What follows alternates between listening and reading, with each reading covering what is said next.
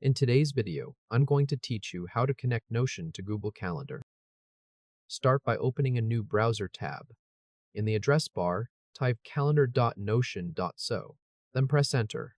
If you see a login screen, sign in using either your Google account or your Apple ID, whichever you use for Notion Calendar. After signing in, you should arrive on the main calendar view. It usually opens to a weekly layout. Look toward the top right corner and confirm that your initials are there. At this point, you should not see your Google Calendar events yet, because the account has not been connected. Now look at the left sidebar. You may see an option labeled plus add calendar account. If that option is visible, use it as your starting point. If you do not see it, move to the top right corner, click your initials, then choose Settings from the menu. This opens the Settings area, where Notion Calendar keeps account connections and calendar preferences. In Settings, find the section for calendar accounts. In the right panel, click plus add calendar account. Notion Calendar will ask what type of account you want to connect. Choose Google from the list. A Google sign-in window will open. Click the Google account that contains the calendar events you want to show in Notion Calendar.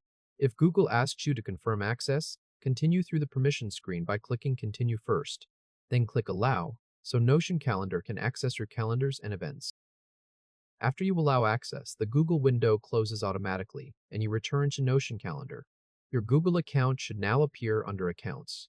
Underneath it, you should also see the connected sub-calendars. These are usually toggled on by default, which means their events are ready to display in your calendar view. Close Settings by clicking the X button in the top right corner of that window. Now look back at the main week view. The 5 events from Google Calendar should appear on their correct dates, with colors matching your calendars. Click any event once.